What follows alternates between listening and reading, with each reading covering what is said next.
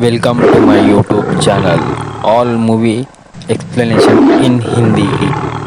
दो फ्रेंड्स के ट्रिप पर आने के बाद उन दोनों को एक ही पेंटर से प्यार हो जाता है, पर उस पेंटर की एक अब्यूसिव एक्स वाइफ थी जो फिर से उसकी लाइफ में वापस आ जाती है। अब आगे क्या होगा ये हम आज की हमारी मूवी विकी क्रिस्टीना बार्सिलोना ये 2008 की एक हॉलीवुड रोमांटिक मूवी में देखेंगे। ये प्यार वो एक बहुत ही अच्छी कमेंट्री कर जाती है, तो अंत तक इस वीडियो को जरूर देखिएगा। अगर आपको वीडियो अच्छा लगता है तो प्लीज़ इसे लाइक और कमेंट जरूर कर दीजिए। बिना किसी देरी के एक्सप्लेनेशन स्टार्ट करते हैं। मूवी स्टार्ट होती है और हम हमारी मेन कैरेक्टर्स विकी और क्रिस्टीना को देखते हैं। ये दोनों एक दूसरे की बहुत अच्छी फ्रेंड्स थी। इन्होंने डिसाइड किया कि समर ब्रेक अपना बार्सिलोना में स्पेंड करेंगे। विकी के कुछ रिलेटिव्स थे जो उन्हें अपने घर पर वेलकम करते हैं। इन दोनों के ख्यालात तो बहुत सारे मिलते थे, पर प्यार को लेकर इनके व्यू पॉइंट बहुत ही अलग अलग थे। विकी को प्यार में हमेशा एक सेफ्टी अच्छी लगती थी। वो एक कन्वेंशनल मैन चाहती थी जो उसे प्रोवाइड कर सके। इसी के ऑपोजिट में क्रिस्टीना एकदम अलग थी। वो प्यार पाने के लिए रिस्क लेना चाहती थी। उसके पेरेंट्स की जो रिलेशनशिप थी वही रिलेशनशिप वो नहीं चाहती थी। बहुत सारे एक्सपेरिमेंट कर उसे जिस तरीके से पार्टनर चाहिए उसी तरीके से पाने के लिए वो बहुत ही जिद्दी थी। ये दोनों विकी के रिलेटिव्स के पास आए। इनका घर बहुत ही ब्यूटीफुल था। लंच के वक्त बात करते हुए क्रिस्टीना ने एक 12 मिनट की लव के ऊपर एक शॉर्ट फिल्म बनाई थी। इसके बारे में जिक्र होता है। क्रिस्टीना को लगता है कि वो अच्छी फिल्म मेकर नहीं है, वो सिर्फ आर्ट को अप्रिशिएट कर सकती है। रिलेटिव्स का नाम था जूडी और मार्क। जूडी को लगता है कि क्रिस्टीना को एक लड़का बहुत ही पसंद आएगा, तो उसके साथ उसकी डेट फिक्स करती है। ये दोनों एक बहुत ही अच्छी सी बोट लेकर डेट पर गए, पर क्रिस्टीना को इतना अच्छा नहीं लगता। विकी को यहाँ का आर्किटेक्चर और म्यूजिक बहुत ही पसंद था, तो यही सब देखते और सुनते हुए वो अपना टाइम यहाँ पर स्पेंड करती थी। एक दिन ये सब एक आर्ट एग्जीबिशन में आए। क्रिस्टीना एक आर्टिस्ट को नोटिस करती है जिसका नाम था जॉन। ये हमारा और एक मेन कैरेक्टर है। इसके बारे में क्रिस्टीना ने जूडी से पूछा। जूडी कहती कि वो एक पेंटर है। अभी अभी उसका एक बहुत ही बड़ा डिवोर्स हुआ है। उसकी वाइफ ने उसे मारना चाहा था। क्रिस्टीना को बहुत ही पसंद आया था। रात में क्रिस्टीना और विकी एक जगह पर जब डिनर करने के लिए गए थे, तो वहीं पर जॉन डिनर करने के लिए आया हुआ था। वो बार बार उसे देख रही थी और विकी से कहती कि ये तो वही पेंटर है। विकी ने कहा कि प्लीज़ उसे कुछ भी सिग्नल मत दो। फिर भी क्रिस्टीना जॉन को बार बार देख ही रही थी, तो जॉन आकर क्रिस्टीना को अप्रोच करता है। उसने क्रिस्टीना से पूछा, तुम्हारी आंखों का कलर क्या है? क्रिस्टीना कहती कि ब्लू है। जॉन फिर उसे एक ऑफर देता है। कहता है कि मैं ओविडियो जा रहा हूँ, आज रात मैं यहाँ से फ्लाइट लूंगा और वीकेंड वहाँ पर ही स्पेंड करूंगा। मैं चाहता हूँ कि तुम दोनों मेरे साथ चलो। विकी को यह बात बहुत ही अजीब लगी। वो कहती कि ऐसा कैसे कर सकते हैं, हम वहाँ पर करेंगे क्या? जॉन ने कहा कि हम वहाँ पर एंजॉय करेंगे, आसपास की चीज़ें देखेंगे, अच्छा डिनर करेंगे और इसके बाद हम सब मिलकर एक दूसरे से प्यार करेंगे। विकी ने इसके लिए उसे साफ साफ मना कर दिया। जॉन ने कहा कि ज़िंदगी बहुत ही छोटी है और हमें इस तरीके से उसे वेस्ट नहीं करनी चाहिए।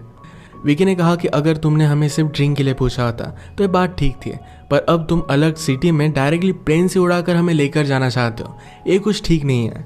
जॉन क्रिस्टीना से पूछता है, क्या ये हमेशा इसी तरीके से ओवर एनालाइज करती है? क्रिस्टीना एक्साइटेड थी तो उसके साथ आने के लिए रेडी हो जाती है। विकी क्रिस्टीना के लिए केयर करती थी, इस तरीके से अकेले उसे वो जाने नहीं दे सकते, तो इसीलिए उसी के साथ वो आए। ये जब एक छोटे से प्लेन में जा रहे थे तो बारिश भी स्टार्ट हो गई थी, पर जॉन इससे थोड़ा सा भी नहीं डरता। वो तो क्रिस्टीना को लेकर मजाक कर रहा था कि तुम भी ये प्लेन उड़ा सकती हो, एक कार की तरह है। ये एक अच्छे से होटल पर आए। विकी और क्रिस्टीना अलग रूम लेते हैं। जॉन उन्हें अलग अलग जगह पर लेकर जाता है। प्यार के बारे में बात करते हुए उसने कहा कि प्यार हमेशा बहता रहता है। हम किससे प्यार करें ये हम डिसाइड नहीं कर सकते, हमें लाइफ को एंजॉय करना चाहिए। क्रिस्टीना को हमेशा ये सब चीज़ें बहुत ही अच्छी लगती थी, तो उसका अच्छा टाइम गुजर रहा था।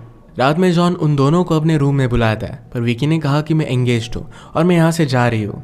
क्रिस्टीना उसके साथ चलने के लिए मान जाती है। जॉन ने क्रिस्टीना से पूछा कि तुम किस तरीके का पार्टनर चाहती हो? क्रिस्टीना कहती कि मुझे पता नहीं है, जिन भी मैं रिलेशनशिप में थी उसके बाद मुझे पता चला कि इस टाइप की रिलेशनशिप मुझे नहीं चाहिए। इसके बाद ये दोनों इंटीमेट होने लग गए, पर अचानक से क्रिस्टीना की तबीयत खराब हो जाती है।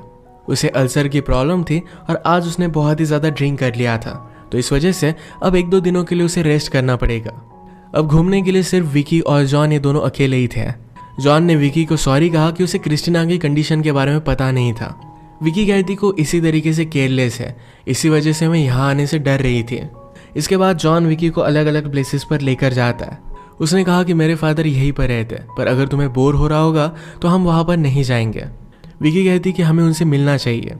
जॉन के फादर एक पोएट थे, इसी वजह से वो इंग्लिश नहीं सीखते। वो पोएट्री लिखते तो है पर कभी भी पब्लिश नहीं करते। विकी ने पूछा कि ऐसा क्यों। जॉन कहता है कि इस वर्ल्ड पर वो बहुत ही ज़्यादा गुस्सा है। हम दुनिया में इतने सालों से पर फिर भी एक दूसरे से प्यार कैसे करना है ये अब तक हमें पता नहीं है। इसी गुस्से की वजह से उसके फादर कभी भी अपनी पोएट्री पब्लिश नहीं करते। आज विकी को जॉन को जानने का टाइम मिला और उसे वो अच्छा लगता है। रात में डिनर करते वक्त विकी को उसके फियांसे जिसका नाम है डग उसका कॉल आता है। कॉल पर बात करते हुए वो अनकंफर्टेबल थी। जॉन ने इस बात को लेकर उसे कन्फ्रंट किया पर विकी इस बात को मानती नहीं। पर उसे भी अपने मन में पता था कि डग और उसमें कुछ ना कुछ तो मिसिंग है।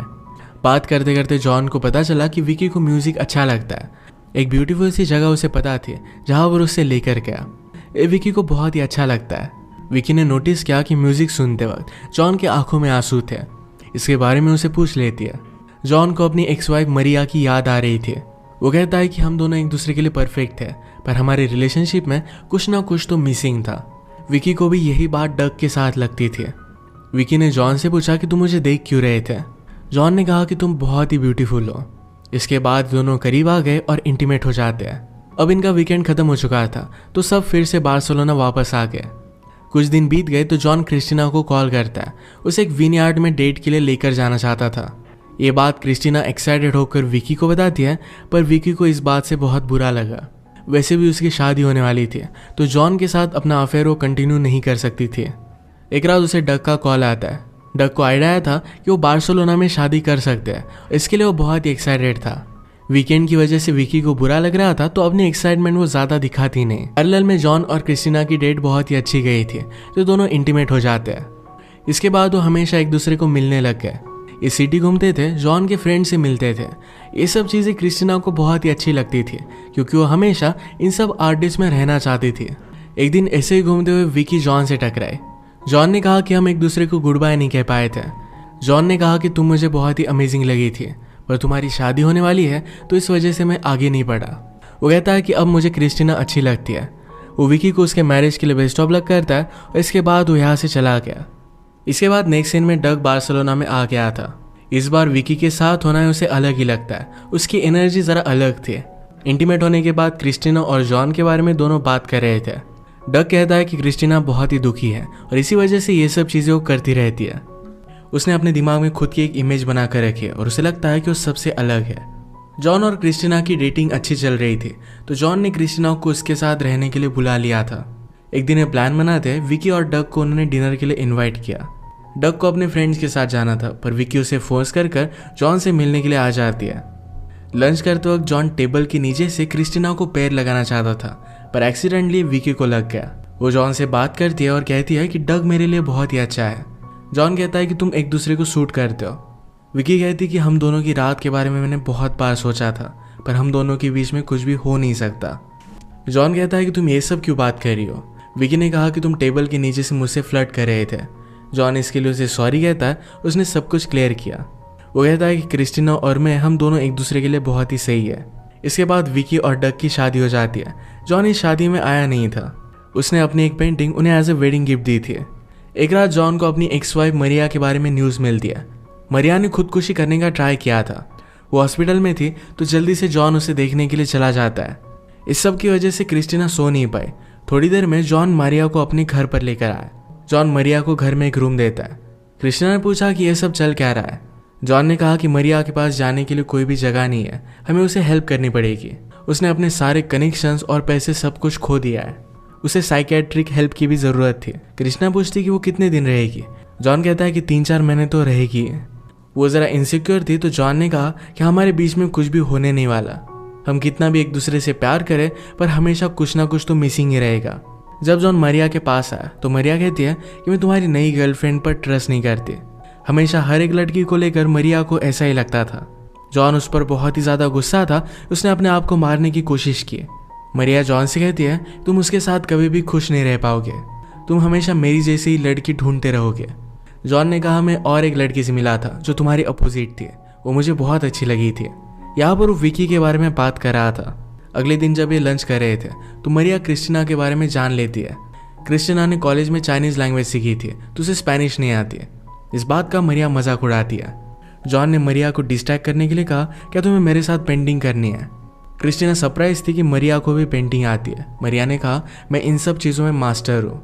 जॉन का पूरा स्टाइल उसने मुझसे ही कॉपी किया है। जॉन ने कहा कि मरिया अपने माइंड में कुछ भी इमेजिन करती है। जब मरिया पेंटिंग कर रही थी तो क्रिस्टीना जॉन के पास आई, उसके साथ इंटीमेट होना चाहती थी, पर जॉन ने कहा कि अच्छा आइडिया नहीं है, मरिया को ये अच्छा नहीं लगेगा। क्रिस्टीना मरिया से जेलस थी कि उसे पेंट करना आता है, वो उसे उस तरीके से इन्फ्लुएंस नहीं कर सकती। जॉन ने कहा कि तुमने जो मुझे म्यूजिक सुनाया ये मुझे बहुत अच्छा लगता है। उसके साथ भी बहुत खुश था। पैरेलल में हम देखते हैं कि विकी ने अपना एजुकेशन कंटिन्यू किया था। उसके क्लास में एक बेन नाम का लड़का था जो उसे पसंद करता है। एक दिन उसने उसे मूवी चलने के लिए पूछा। मूवी के बाद जब एक ग्रोसरी ले रहे थे तो उसका हाथ पकड़ता है। विकी ने कहा कि मैं सब नहीं कर सकती। बेन ने कहा कि तुम अपनी शादी में खुश नहीं हो, इसी वजह से मैंने ये सब किया। विकी इस बात से डिस्टर्ब होके उसे जॉन के बारे में बताती है। उसने कहा कि जो लड़का मुझे पसंद था मैंने उसी के साथ शादी की है, पर जब वो जॉन के साथ होती है तो अचानक से उसे कुछ अलग हो जाता है, वो ये फीलिंग एक्सप्रेस नहीं कर सकती है। एक दिन जॉन, मरिया और क्रिस्टीना ये सब ट्रिप के लिए गए थे। जॉन के नेक में पेन होने लग गया तो मरिया उसका मसाज करती है। उसने कहा कि ये बहुत ही ज़्यादा टेंशन लेता है, इसी वजह से ये सब चीज़ें होती रहती है। बातों बातों में क्रिस्टीना को पता चला कि मरिया पियानो भी बजाती है। क्रिस्टीना का कॉन्फिडेंस और भी ज़्यादा लूज हो गया। उसने कहा कि मैं सिर्फ आर्ट को ऑब्जर्व कर सकती हूँ, कुछ भी क्रिएट नहीं कर सकती। जॉन ने कहा कि तुम्हें तो फोटोग्राफी अच्छी लगती है। मरिया ने भी क्रिस्टीन की बैग चेक की थी, उसे भी उसकी फोटोग्राफ अच्छी लगी थी। इसके बाद जॉन और मरिया ये दोनों क्रिस्टीना को इनकरेज करते हैं। उन्होंने उसे अलग अलग टेक्निक सिखाई। मरिया के कहने पर क्रिस्टीना ने एक ओल्ड कैमरा भी बाय कर लिया था, वो उसकी बहुत सारी फोटोज निकालती है। पैरेलल में हम देखते हैं कि विकी डग के फ्रेंड्स के साथ वीकेंड स्पेंड करती है, पर उसे यह सब अच्छा नहीं लगता। एक दिन उसके रिलेटिव जूडी की यहाँ पर पार्टी थी, वहाँ पर उसने जूडी को किसी और आदमी के साथ देखा। जूडी विकी को समझाती कि जो तुमने देखा वैसा कुछ भी नहीं है, मेरा उस आदमी के साथ अफेयर नहीं चल रहा, पर फिर भी अपनी शादी से खुश नहीं है। बहुत सारे साल हो चुके, वो अपने हस्बैंड से प्यार नहीं करती। उसने अपनी थेरेपिस्ट के साथ भी बात की थी। थेरेपिस्ट ने कहा किसी और के साथ अफेयर करना ये इस बात का सोल्यूशन नहीं है। यही सेम सिचुएशन से विकी गुजर रही थी। नेक्स्ट सीन में हम देखते हैं कि क्रिस्टीना को लगने लग गया था कि वो मरिया और जॉन के बीच में आ रही है। मरिया कहती कि ऐसा कुछ भी नहीं है, तुम हमारे बीच हो, इसी वजह से सब कुछ ठीक ठाक चल रहा है। वैसे तो हम दोनों बहुत ही ज़्यादा झगड़ते रहते हैं। क्रिस्टीना ने कहा कि क्या तुम जेलस नहीं होती। मरिया कहती कि तुम दोनों को देखकर मुझे फिर से फीलिंग्स आने लग गई है। क्रिस्टीना ने कहा कि अगर तुम दोनों को इंटीमेट होना है तो इससे मुझे कुछ भी प्रॉब्लम नहीं होगा। पहले तो थोड़ी सी डिस्टर्ब हुई थी, पर बाद में इस बात को जाने देती है। इस सारी सिचुएशन के बारे में उसने विकी से बात की। क्रिस्टीना को लग रहा था कि एक साथ 3 लोग रिलेशनशिप में रह सकते हैं। ये सारी बातें डग को बहुत ही अजीब लगी। क्रिस्टीना ने कहा कि मैं जब उनके साथ होती हूँ तो मेरा आर्टिस्टिक टैलेंट बाहर आता है। वो भी अच्छे अच्छे फोटोज लेने लग गई थी। एक दिन डार्क रूम में क्रिस्टीना और मरिया ये दोनों भी इंटीमेट हुए थे। ये सब बातें क्रिस्टीना को थोड़ी भी अजीब नहीं लगती, पर डग को ये सब बहुत ही अजीब लग रहा था। क्रिस्टीना कहती कि सब कुछ चीज़ एकदम फ्लो में हो गई, इसके बारे में वो ज़्यादा सोचना नहीं चाहती। इन तीनों की रिलेशनशिप ऐसे ही आगे बढ़ी। ज़रा टाइम गुजर गया और फिर क्रिस्टीना को अलग फीलिंग आने लग गई। हमेशा ब्रेकअप करने से पहले उसे जो लगता था वही अब लगने लग गया था। वो इस टाइप की रिलेशनशिप में अब नहीं रहना चाहती थी। वो ये सब चीज़ें जब उन्हें बता देती है तो मरिया इससे बहुत ही अपसेट हो गई थी। जॉन उसे संभालता है और कहता है हर कोई यहाँ पर पीस ढूंढना चाहता है। अगर क्रिस्टीना हमारे साथ नहीं रहना चाहती है तो ये भी ठीक ही है। शायद जिंदगी के मोड़ पर वो फिर से मिलेंगे। नेक्स्ट सीन में हम देखते हैं कि विकी जॉन को लेकर जो भी फील कर रही थी ये सारी चीज़ें जूडी को बता देती है। जूडी को लगता है कि विकी को अपना हैप्पीनेस ढूंढना चाहिए, जॉन के पास वापस जाना चाहिए। विकी इस बात को लेकर बहुत ही अनश्योर थे। वो अपने एक सेफ फ्यूचर को छोड़कर जॉन के पास कैसे जा सकती है। जूडी उसे फोर्स करने लगे तो विकी कहती है तुमने खुद कुछ नहीं किया और इसी वजह से तुम मुझे फोर्स करना चाहती हो। क्रिस्टीना के जाने के बाद मरिया और जॉन के बीच में फिर से फाइट्स होने लग जाती है। मरिया फिर से उसे छोड़कर चली गई।